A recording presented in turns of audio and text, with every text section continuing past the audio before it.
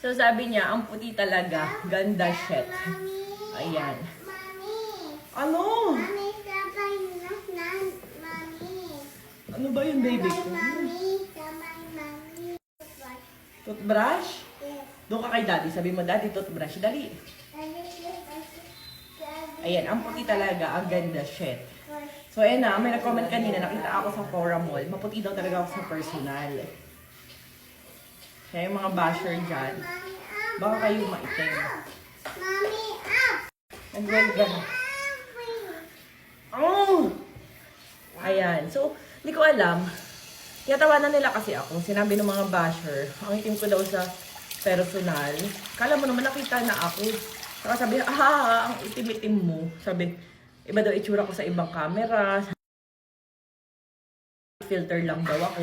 Hindi ko maintindihan. Saka, alam nyo, minsan, sa totoo lang, kunwari pumunta kami ng beach. Gusto ko talaga magpaitim. Gusto ko magpatan, ganun. Kaya hindi ako nagsa-sunscreen minsan. Kaya hindi ko mag-get yung point ng ibang tao. Bakit ba? Masama ba mag-iba itim? Masama ba umitim? Or kung magpa-araw ka, masama ba magbilad sa araw? Di ba may iba pa ka nagpapatan pa ganun. Ang daming ng ibang tao. Parang sa kanila big deal kapag umitim. Eh kasi ako yung CEO na hindi nagpapagluta drip. Marami kasi ako mga kilala na ang puti-puti nga. May nagpapagluta drip naman. So, dinadaya lang kayo. Kasi sabihin, wala daw silang gluta drip. Skincare lang daw. Ako, natry ko naman na yung before. Hindi pa ako CEO nun. Pero hindi talaga siya worth it. Ano? Huwag kang iinom.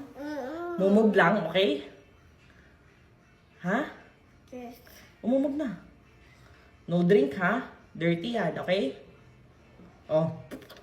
Ganun mo. Luwa. Luwa. Wow, galing na. O sige na, doon ka na kay daddy. Tama na, stop na yan. Only one. O, punta na kay daddy, watch ka na dun. Ayan, so hindi ko maintindihan kung bakit big deal. Pag minsan maputi ako, minsan maitim. Siyempre minsan nagdadagat ako, minsan nagpapaaraw ako. Hindi ko maintindihan. Kung sasabihin, hindi daw effective yung skincare ko kasi maitim daw ako minsan, ganun. So, ayun, hindi ko maintindihan yung mga basher. Pero okay lang naman kasi, ayan, meet na lang tayo guys sa personal. Ayan, so ito nga pala yung ginamit kong sabon panghilamos ng face. Kaya, ayan, ang kinis-kinis. Tignan nyo, walang filter yan ha, meron pa akong tinires dito. Pero, wala na siyang pimple. Ano na siya, may dark spots na lang siyang konti. Ayun no. So, ito yung ginamit kong sabon. Rosmar Cagayaco Soap. Maganda kasi ito kasi 10 times instant whitening, pimple and scar remover. So, kapag ako'y nagpaitim, na arawan, nag-beach, mabilis lang din akong pumuti dahil gumagamit ako nito. Ayan. Saka, yan din yung pinasasabon ko sa aking tiyan. Kaya, ayan, wala tayong stretch marks kahit buntis. Ayan, kahit nanganak na tayo ng 2 beses, wala kayong makikitang stretch marks dyan. Ayan. Ayan, wala. Wala tayong stretch marks, guys. Ayan, kahit hanggang baba, wala yan.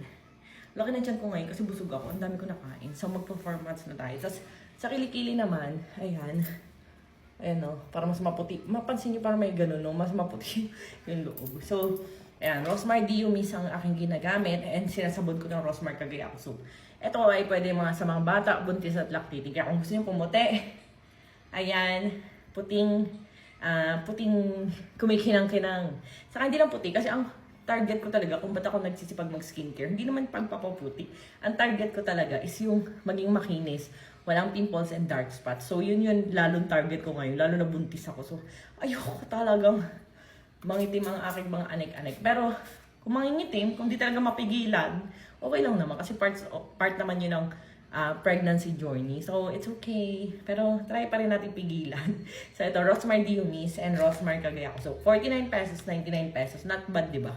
Tapos, pwede pang gamitin mga anak nyo. So, ayun lang. Good night.